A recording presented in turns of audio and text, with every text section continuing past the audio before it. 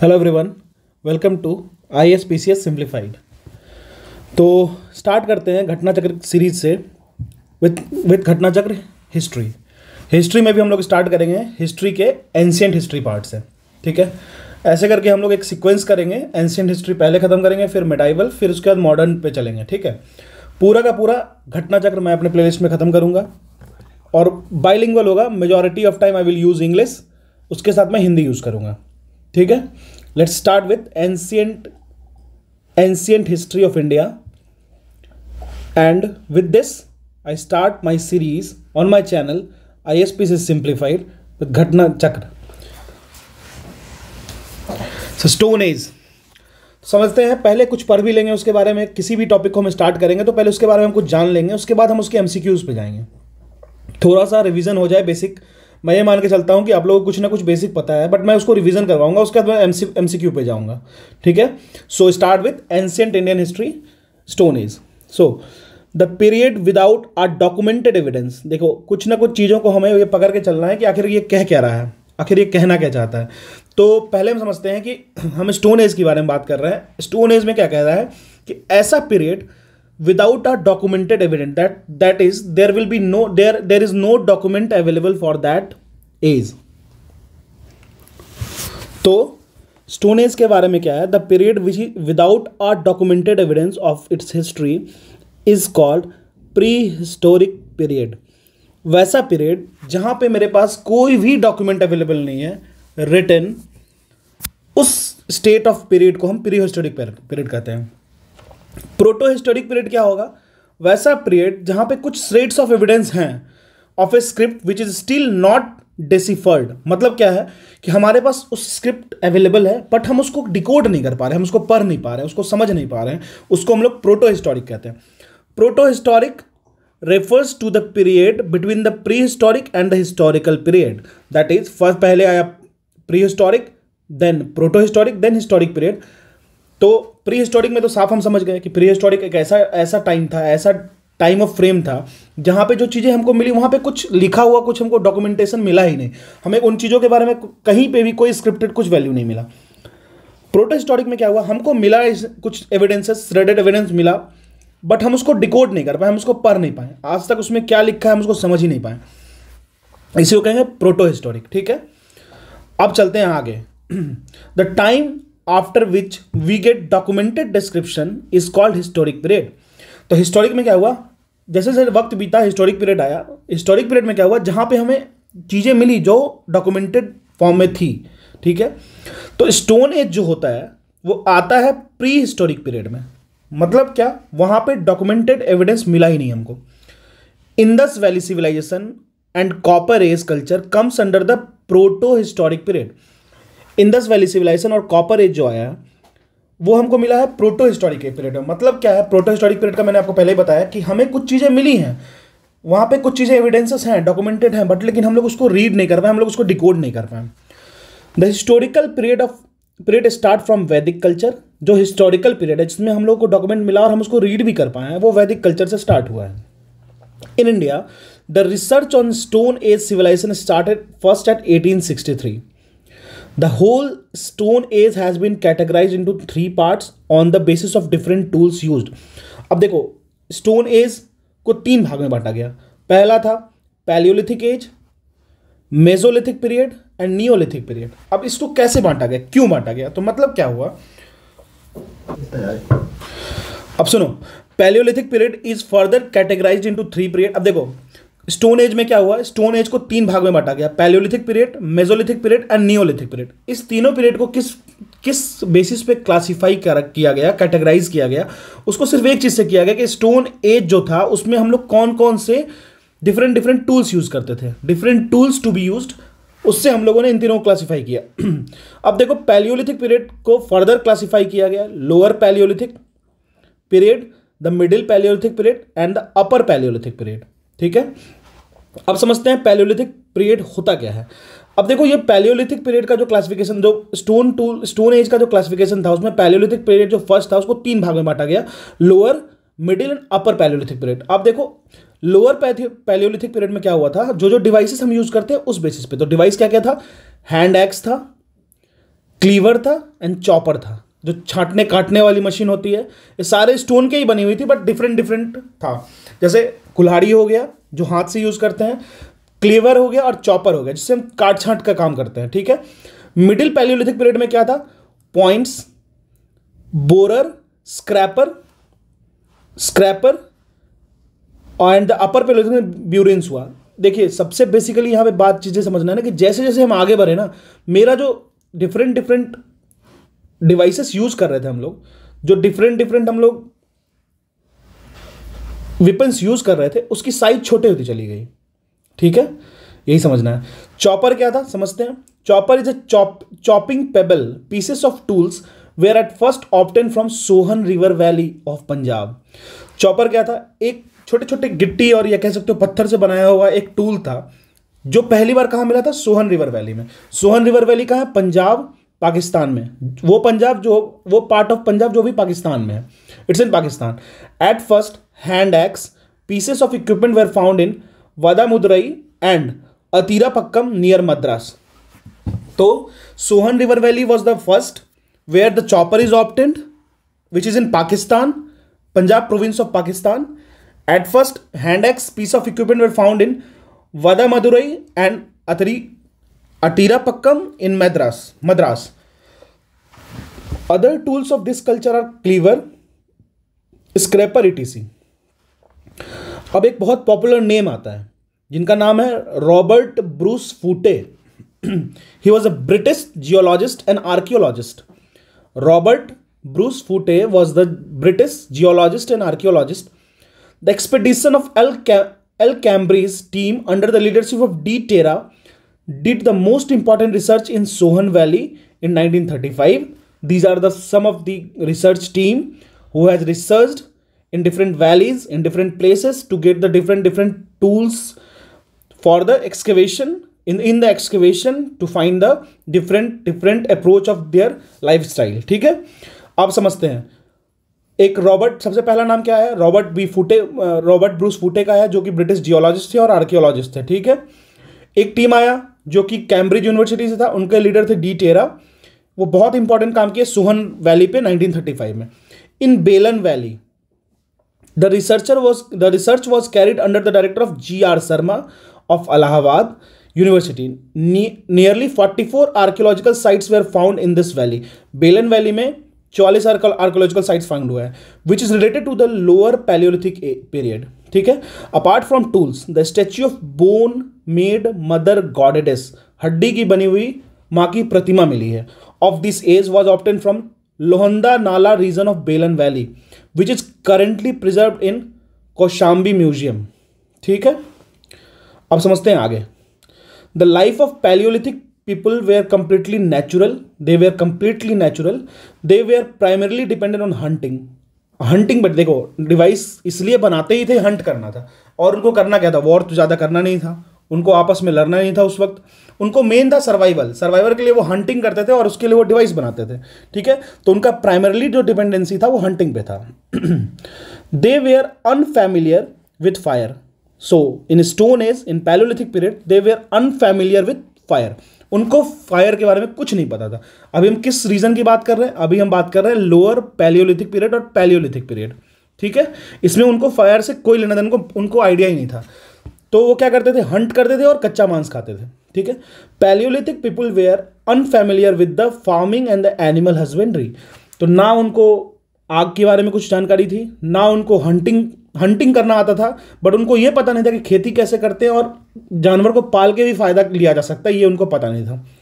We came to know about mesolithic period only after CL Carlyle discovered 1867 to 68 में the rock painting from Vindhya region. ये region, Vindhya region से उनको कुछ rock painting मिला जिससे Mesolithic period के बारे में हम जाने। According to the excavated evidence the domestication of animal. अब समझते हैं डोमेस्टिकेशन ऑफ एनिमल मतलब क्या हुआ, कि पशुपालन जो हुआ वो कब हुआ? Began in mesolithic period. So this is the question you can expect in exam कि domestication of animal in which period of stone age. तो आराम से हम लोग बता सकते हैं मेसोलिथिक में हुआ, पैलियोलिथिक में नहीं, मेसोलिथिक में हुआ, ठीक है। अब समझते हैं कि इसका अर्लीस्ट एविडेंस कहाँ मिला था, ठीक है। The earliest pieces of evidence of domestication of animal in India have been found in Adamgarh, ये होशंगाबाद में है एमपी में। तो याद रखिएगा जो अर्लीस्ट एविडेंस है डोमेस्टिकेशन का, किसी भी जानवर के डोमेस्टिकेशन का, वो कहाँ मिला है? आदमगढ़ एक जगह है, होशंगाबाद इन एमपी, मध्य प्रदेश में, एंड बगोर भिलवाड़ा राजस्थान में। तो याद रखना है क्योंकि ये पूछ सकता है एमसीक्यू में। A large number of implements made of bones and horns, हड्डी की, हॉर्न्स की, have been found from the mesolithic site Mahadaha located in Pratapgarh district of UP. The book entitled Puratattva विमर्श written by डॉक्टर जय नारायण पांडे describes, वो बताते हैं various pointed objects and ornaments made from bones which have been reported from Sarai Nahar Rai, Damdama and Mahadaha. Damdama is a Mesolithic site in Pratapgarh district of Uttar Pradesh. We are discussing about Mesolithic period. In Damdama 41 human graves have been found. तो इससे क्या पता चला कि Mesolithic period में लोग humans को बरी भी करते थे. Humans burial well also there. So in Damdama 41 human graves have been found. Out of these graves 5 are double burial. अब 5 उसमें से 41 जो मिले ह्यूमन ग्रेव्स कहाँ पे? दमदमा यूपी में। उसमें से 5 जो थे वो डबल बरियल थे, एक के साथ दो लोग को बरी किया गया था, एंड एक जो था वो ट्रिपल बरियल था, इज ऑल्सो फाउंड देयर। एक ट्रिपल बरियल मिला, 5 डबल बरियल मिला आउट ऑफ 41 ह्यूमन ग्रेव्स। ठीक है। A grave with 4 human skeleton, एक ऐसा ग्रेव मिला जहां 4 ह्यूमन स्केलेटन था, has been found in Sarai Nahar Rai. अब मेगालिथ्स की बात करते हैं। द मेगालिथ्स क्या होता है? बड़े बड़े चट्टानों, मेगा मतलब वेरी वेरी बिग, लिथ्स मतलब stones, usually refer to the burials made up of large stones in graveyards away from the habitation area। जहाँ पे वो रहते हैं उनसे कुछ दूरी पे, जहाँ पे मेगालिथ्स वो स्टोनी एरिया था जहाँ पे वो रहते नहीं थे, बट जहाँ वो बरियल करते थे, जहाँ वो अपने लव्ड वंस को बरी करते थे, वहाँ पे बड़े बड़े स्टोन्स मेगालिथ्स मिले हैं, बहुत बड़े बड़े चट्टान मिले हैं। A large fraction of these is assumed to be associated with the burial of post burial ritual, दफनाने के बाद का रिचुअल जो होता था, including memorials of those who remains may or may not have been available. ठीक है। Some of these are chamber tomb, dolmens, stone alignments, stone circle अभी कुछ दिन पहले भी कर्नाटक में मिला है। इसमें क्या होता था, जैसे बड़े बड़े स्टोन्स के सर्कल शेप में कहीं कहीं मिला है इस तरीके का। तो इसका क्या मतलब हो रहा है? मतलब वो लोग कुछ मेमोरीज को पॉइंट आउट कर रहे हैं, जैसे किसी को बरी कर दिया यहाँ पे और इस तरीके से सर्कल बना दिए। तो ये आज भी मिलता है, आज भी साउथ इंडिया में बहुत जगह मिल रहा है। कुछ दिन पहले करंट अफेयर में मैंने देखा था। स्टोन सर्कल, इसको क्रॉमलेज कहते हैं, pit circle, etc. According to Puratattva Vimarsh by J N. Pandey 17 human skeletons were found from rock shelter 1 of Lekhania in the Vindhya region. Some of these were in relatively pristine condition while most of other were wrapped. ठीक है। कुछ जो मिले हैं, जो बहुत सारे 17 human skeletons मिले हैं, उसमें बहुत सारे ऐसे हैं जो बहुत ही अच्छे कंडीशंस में हैं।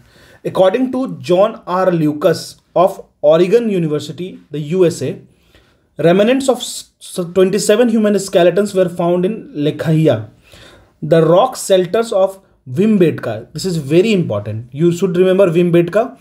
The rock shelter of Vimbetka are located in 45 km west of Bhopal.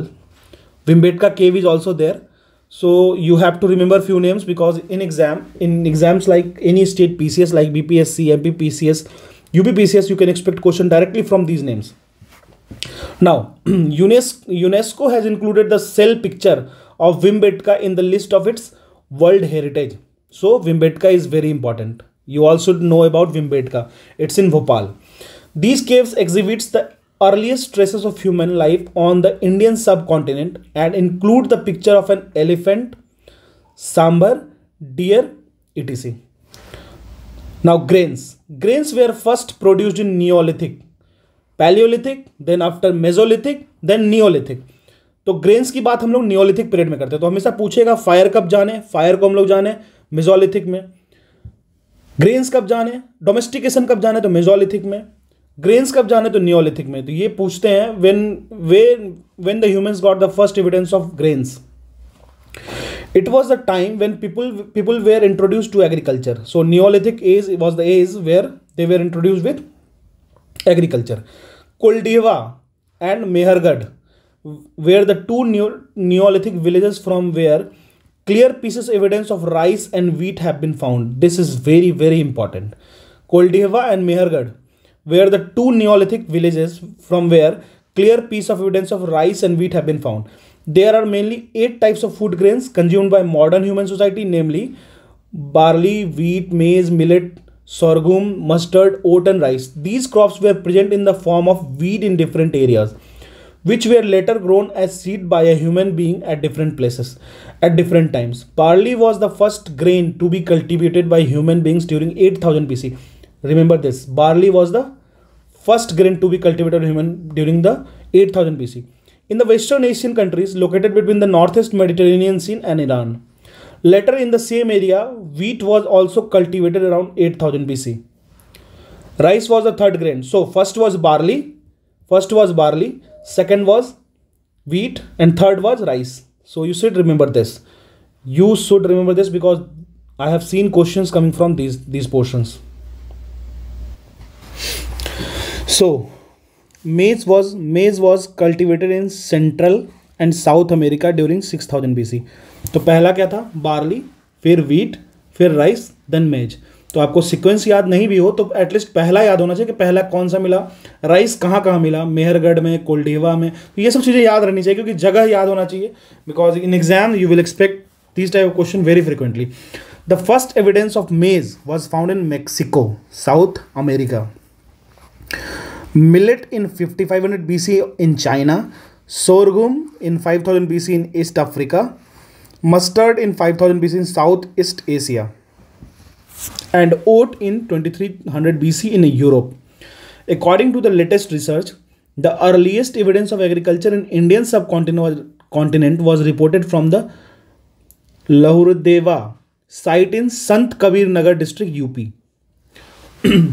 अब रही बात की मेजॉरिटी ऑफ चीज़ यूपी, बिहार, इन रीजन में ही क्यों हो रहा है, उसका एक रीज़न है द रिवर गंगा और द रिवर्स और the planes.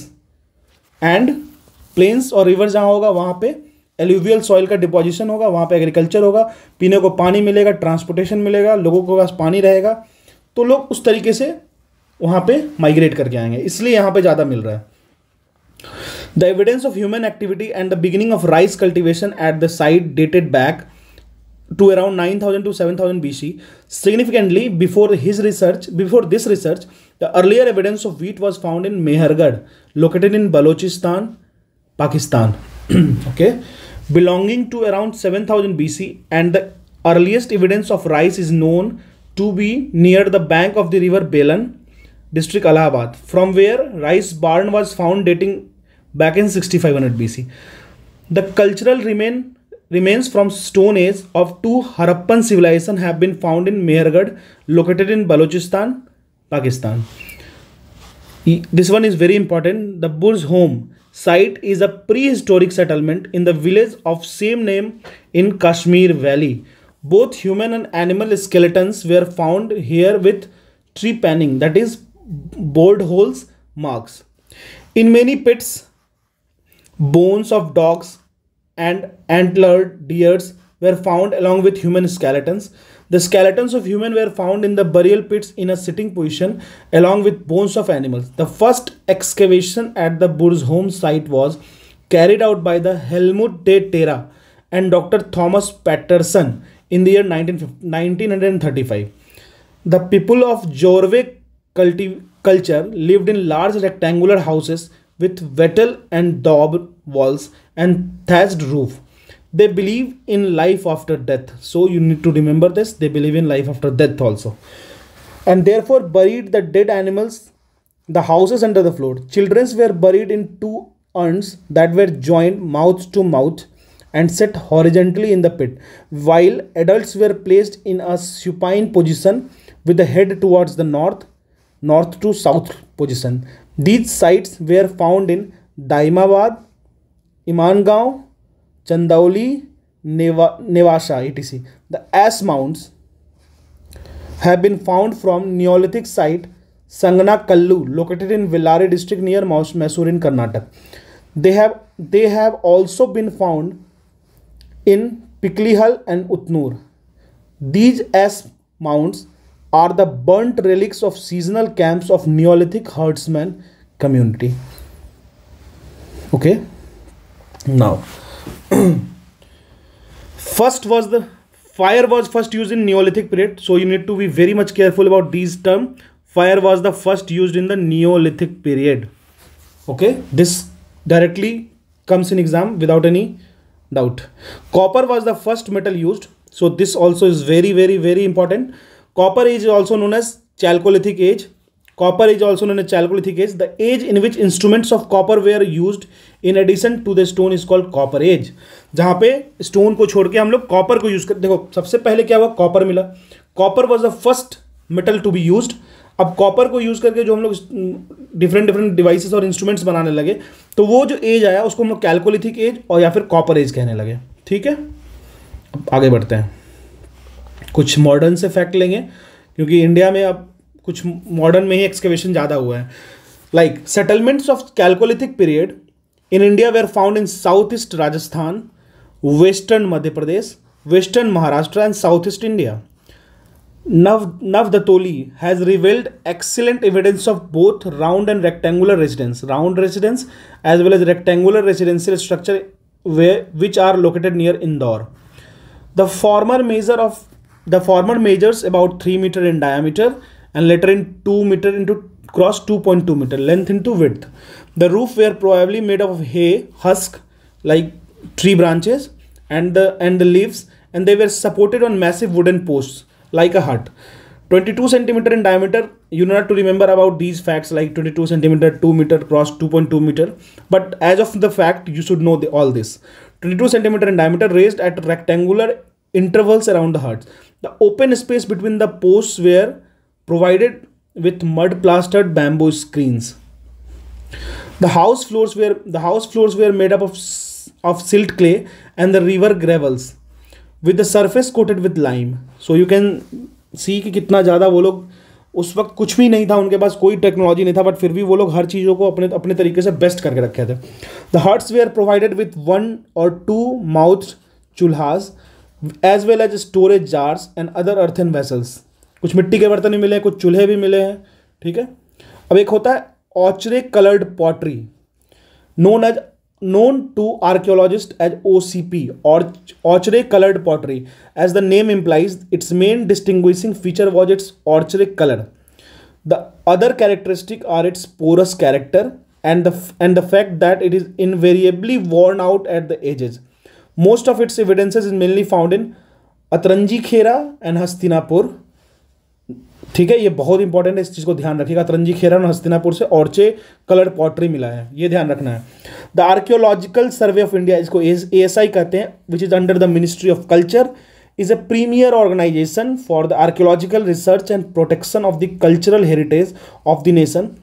In 1871, the ASI, Archaeological Survey of India, was established. तो याद रखना है 1871 में Archaeological Survey of India बनी सबसे पहली बार as a separate department, and the Alexander Cunningham was appointed as the first Director General. तो याद रखना है 1871 the Archaeological Survey of India has been found. It is a premier organization. It is under the Ministry of Culture. और ये याद रखना है कि इसका जो पहले डायरेक्टर जनरल थे वो अलेक्जेंडर कनिंगम थे. Alexander Cunningham is also known as father of archaeological survey of India. In 1901, during the tenure of Lord Curzon is the जो बंगाल विभाजन में वो किए हैं 1905 में, और लॉर्ड कर्जन के टाइम में ही अलेक्जेंडर कनिंगम को ये फ्री स्पेस दिया गया था कि आप आर्कियोलॉजिकल सर्वे ऑफ इंडिया बनाओ या फिर कहीं पे एक्सकवेट करना है उसको इनिशिएट करवाओ. It was centralised as archaeological survey of India and John Marshall was appointed in 1902. So you have to remember 2 name. First is Alexander Cunningham और दूसरा क्या है, आर्कियोलॉजिकल सर्वे ऑफ इंडिया में जॉन मार्शल याद रखना है, जो 1902 में अपॉइंट किया गया, उसके पहले डायरेक्टर जनरल. ठीक है. National human museum which was renamed as Indira Gandhi national human museum, ये कहाँ लोकेटेड है, भोपाल MP में. ठीक है, ये क्या है, एक ऑटोनोमस ऑर्गेनाइजेशन है जो डिपार्टमेंट ऑफ कल्चर के अंदर में ही आता है. ठीक है, अब स्टार्ट करते हैं MCQ के साथ. So let's start with MCQ series. Now the first question is, Robert Bruce Foote, who discovered first Paleolithic tool in India, was an first, he was a geologist. Yes, that's correct. He was an archaeologist. That's also correct. So answer A and B. According to Encyclopedia Britannica, Robert Bruce Foote was a British geologist and an archaeologist. इतना ध्यान रखना है और इतना ध्यान रख से काम चल जाएगा. बट हाँ, ये नाम याद रहना चाहिए, Robert Bruce Foote. He is considered as the father of Indian prehistory. He is not the father of archaeological survey of India. He is considered as the father of Indian prehistory. He is associated with geological survey of India and documented the antiquities of the stone age. जितने भी stone age की चीज़ें मिली, जो चीज़ें उनको information में मिला, वो उसको एक जगह डॉक्यूमेंटेशन में किए हैं, इसमें वो हेल्प किए हैं. तो इनका नाम याद रखना, Robert Bruce Foote. He is very important personality in case of ancient Indian history. Now the question second. The three age system divided into stone, bronze and iron from the collection of Copenhagen museum was coined by Thomson. According to the commission report, present archaeological system of the three main ages, stone, bronze and iron, was developed by the Danish archaeologist Christian Jørgensen Thomsen in 1818 and 1820. He classified object of museum in 1836. Moving further, according to the excavated evidence, the domestication, let's the very important question, the domestication of animal began in. तो excavation जितना भी हुआ उससे ये पता कहाँ चला कि डोमेस्टिकेशन ऑफ एनिमल कहाँ से शुरू हुआ था. तो ये बहुत इंपॉर्टेंट है. Domestication was started with Mesolithic period. मैंने पहले ही बताया, मेसोलिथिक पीरियड से डोमेस्टिकेशन का स्टार्ट हुआ था. तो इस चीज़ का याद रखना है. पढ़ भी देते हैं. According to the excavated evidence, the domestication of animal begins in the mesolithic period. ठीक है. The earliest piece of evidence of domestication of animal in India have been found at Adamgarh. It's in Hosangabad district of Madhya Pradesh, and Bagor, that is in Bhilwara, Rajasthan. तो इसको याद रखना है. दो जगह को नाम याद रखना है, बहुत ज़्यादा फायदा करेगा. अब समझते हैं. Which one of the following sites provide evidence of domestication of animals in the Mesolithic period?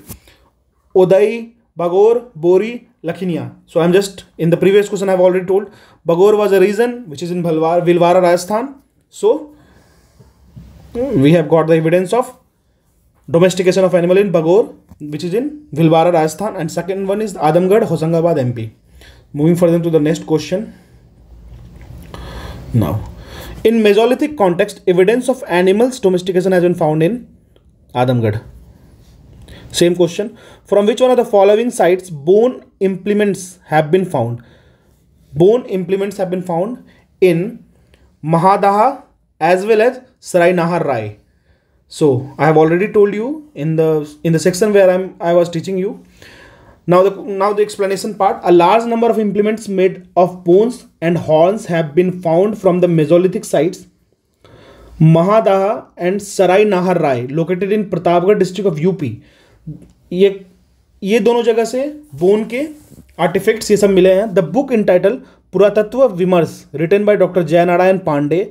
उन्होंने वो डिस्क्राइब करते हैं various pointed objects and ornaments made of bone which have been reported from Sarai Nahar, Rai, Damdama and Mahadaha. तो आपको ये याद रखना है कि ये मेसोलिथिक पीरियड की बात हो रही है और बोन्स के आर्टिफैक्ट्स की बात हो रही है.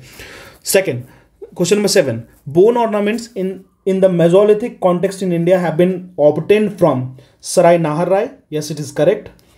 And the second one is Mahadaha. Both I have already explained. 3 human skeleton of single grave. 3 human skeleton of single grave were recovered at. It's in Damdama. Okay. Now, the cultivation of cereals first started in. It's started in Neolithic age. The cultivation of cereals first started in Neolithic age. Moving with the explanation, grains were first ever produced in Neolithic age. This is very, very, very important question. It was the time when people were introduced to agriculture. Koldihwa and Mehergarh were the two Neolithic villages from where clear pieces of evidence of rice as well as wheat have been found. Two names that I am reminding you again and again, that is Koldihwa and Mehergarh for the cultivation of cereals. You should remember and you should know also. Now question number 10. During the Neolithic, during the Neolithic age. The earliest evidence of the origin of agriculture has been found in which of the following place of northwestern region of Indian subcontinent? Northwestern region means what? This is Indian, this is north, and this is west. We are talking about this region. So this is Mehergarh, which is now in Punjab province of Pakistan. Okay. Moving further to the next question. The earliest evidence of man in India is found in Narmada Valley. In India, the first evidence of man was found in the western Narmada region of Madhya Pradesh. It was discovered in 1982. Now, the first cereal used by man is, obviously, it's barley. Second was wheat. Third was rice. Okay. There are mainly 8 types of food grains consumed by modern human society, namely barley, wheat, maize, millet, sorghum, mustard, oat and rice. These plants were present in the form of weed in different areas. पहले क्या था, पहले इन लोगों को पता ही नहीं था कि इनको हम लोग खा भी सकते हैं. तो ये इधर उधर वीड की तरह, वीड क्या होता है, unwanted plants that grow in between the main crops.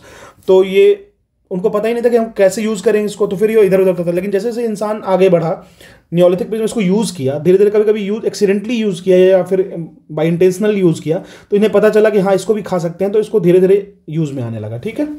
These plants were present in the form of weed in different areas which they are later grown as seed by the human beings at different places in different times. Although barley was the first grain, ये बहुत important याद रखना, barley was the first grain cultivated by human beings around 8000 BC.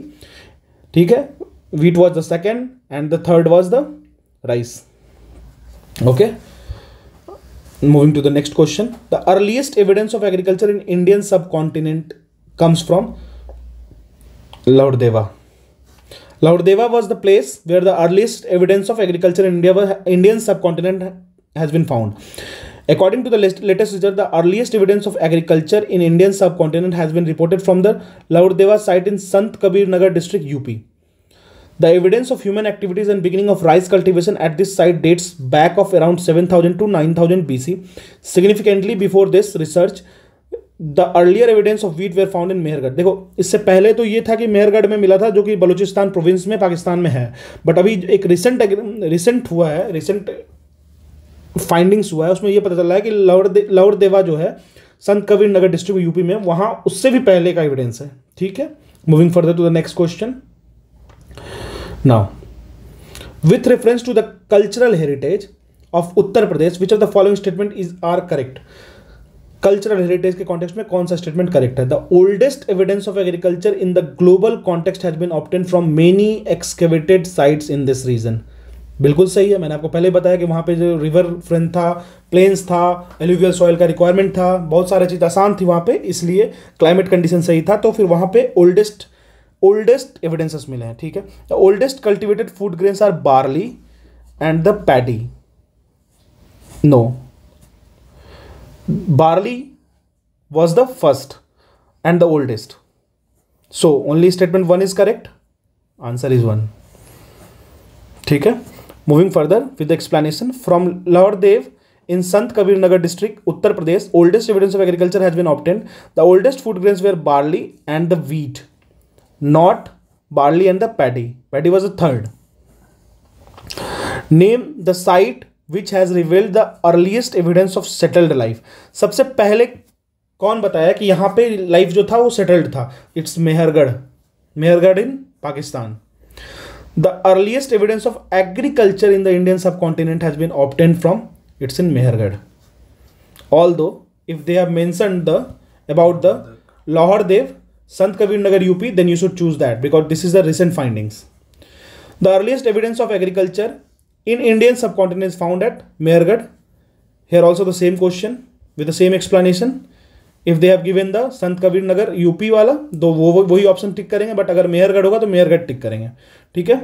Now, which of the following period is known as Chalcolithic? Chalcolithic is copper age. Simply, people started living the devices or the arms which is made up of stones, and they are using as the copper get invented, they started using copper. So Chalcolithic age is also known as copper age. Okay. Now moving to the next question. The cultural remains from Stone Age to Harappan civilization has been obtained from which one of the following ancient site? It's Mehergarh. Mehergarh is in Pakistan. The cultural remains from Stone Age to Harappan civilization has been obtained from Mehergarh located in Balochistan, Pakistan. Next question. Excavation of Navadatoli was conducted by. This is the place. अब ये पूछ रहा है कि किसके द्वारा ये excavate किया गया था. It was by H.D. Sankalia. Moving to this explanation I have already read, so I will not read it again, but you should remember the name. It is H.D. Sankalia. So moving to the next question. In which state the Navadotli is located? अब किस state में है? It's in Madhya Pradesh. Okay, moving to the next question. In which state of India is the Harappan civilization site Mandi? Mandi is situated. It's in Uttar Pradesh. Now, Mandi is located in the east of Yamuna River in Muzaffarnagar district, western UP में. And this area has been considered peripheral to the main distribution area of the Harappan civilization.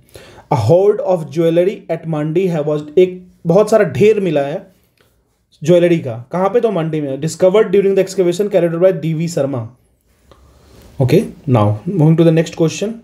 Consider the following statement pertaining to the Ahar civilization. The natives of Ahar देखो अब ये question कहाँ पूछा है? RAS में पूछा है, तो राजस्थान ओरिएंटेड क्वेश्चन है. ठीक है. Consider the following statement pertaining to the Ahar civilisation. ठीक है. The natives of Ahar knew copper smelting. Okay. Rice was unknown to them. Metal work was one of the means of economy to the Ahar. Black red colored pottery has been found here on which generally white colored geometrical design has been carved. So which of the following options are correct? The correct options are A. The natives of Ahar knew copper smelting. ठीक है. This is the correct point. C.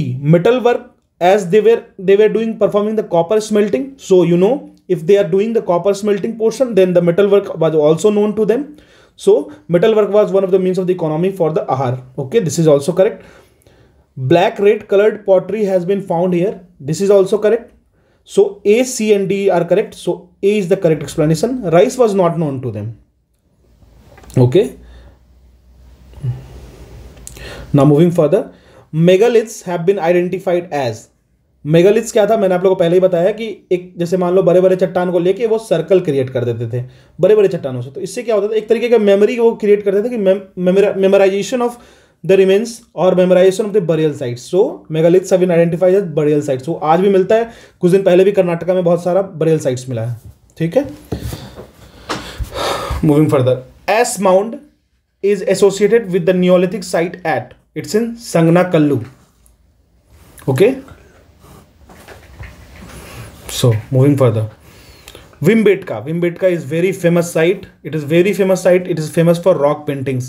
So let's know about something about Vimbetka. It's also in UNESCO heritage site. The rock shelter of Vimbetka are located 45 km west of Bhopal. UNESCO has included the cell picture of Vimbetka in the list of its World Heritage Site. It's a very important site. You should know. Vimbetka is located in 45 km west of Bhopal. These caves exhibit the earliest traces of human life on the Indian subcontinent. Okay, it includes the picture of an elephant, sambar, deer. There are 133 pictures in 700 rock shelters. So you should know about Vimbetka. Vimbetka is very important. In India, which of the following rock shelter pictures has been found the most? So Vimbetka with the same answer. Which one of the following places is famous for prehistoric paintings? We are talking about prehistoric paintings. It's same Vimbetka. Okay. Where are the caves of Vimbetka situated? It's situated in Bhopal, 445 km west of Bhopal, not Bhopal. It's in Abdullaganj, Raisen. Okay. So to be very exact, if you are giving any exam related to MP PCS or MP, you should know the exact location, that is Abdullaganj, Raisen. Okay. Now moving further. Now, which of the following Indian archaeologists first visited Vimbetka caves? तो ऐसे कौन थे Indian archaeologist जो पहले visit किए थे and discovered pre historic significant of its rock painting? He was V.S. Wakankar. Sorry.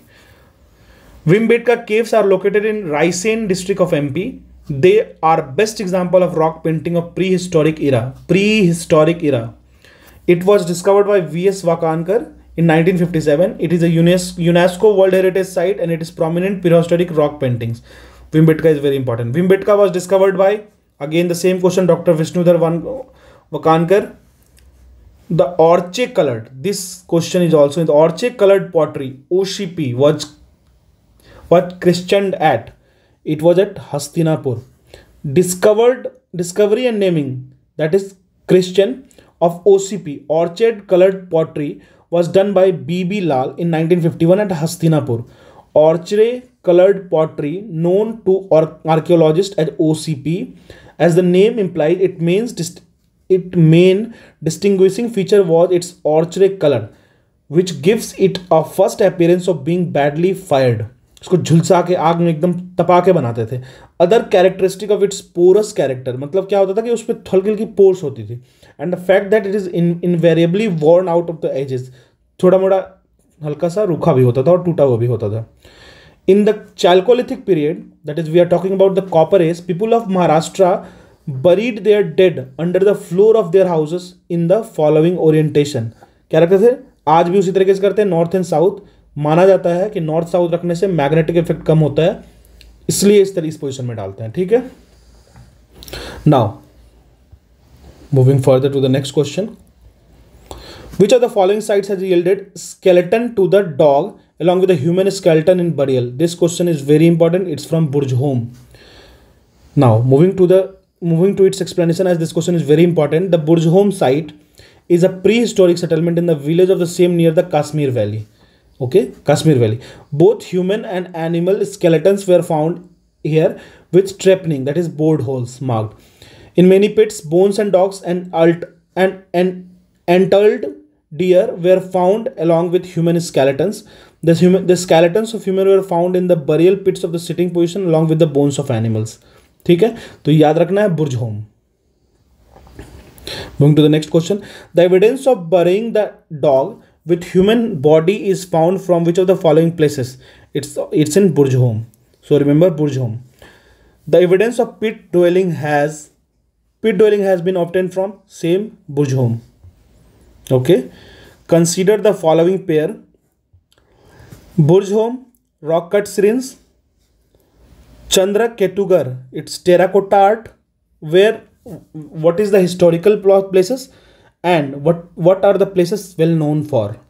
It's Ganeshwar, that is copper artifacts. This question has been asked in UP RO. So its answer is, when Burjholm is not famous for rock cut syringe, it's famous for, I have already told you about this, it's famous for prehistoric settlement Kashmir Valley. Both human and animal skeleton have been found in there.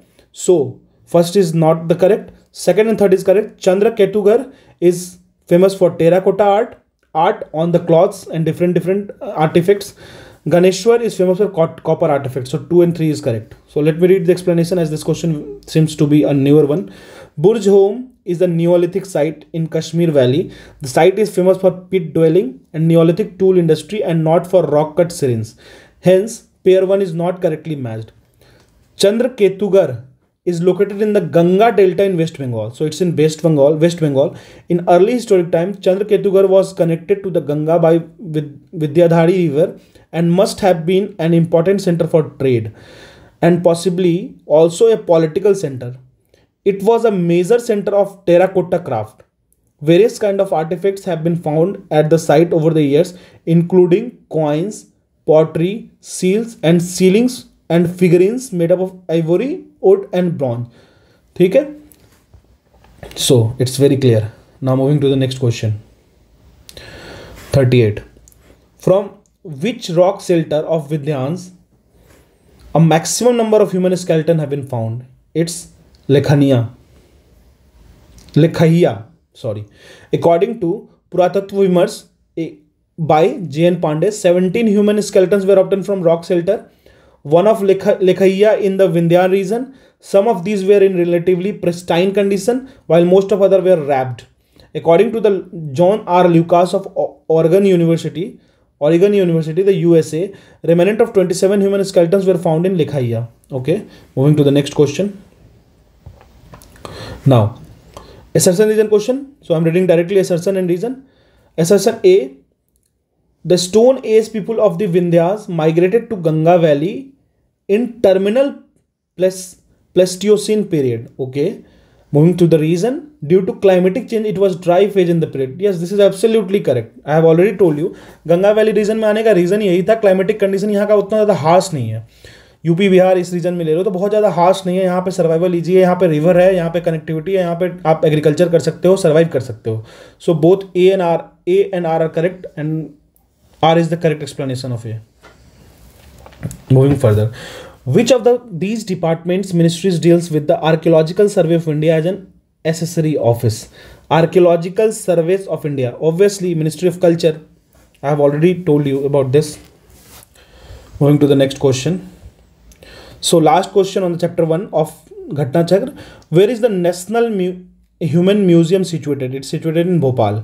National Human Museum, which was renamed as Indira Gandhi National Human Museum, is located in Bhopal. It's an autonomous organization under the Department of Culture. So ये था पहला chapter, first chapter of घटना चक्र, ancient history का. सो I will be go like this for every chapter, that I will first read the explanation. I will try to convey the explanation. Then I will go to the each and every question that possible given. I will also go with the explanation if needed. Most of the time needed, I know. So I will explain each and every explanation with the question. So if you like it, please kindly share this part. Also, I will make each and every chapter of Ghatna Chakra concerning science, history, polity, every book I will try to complete it. Thank you.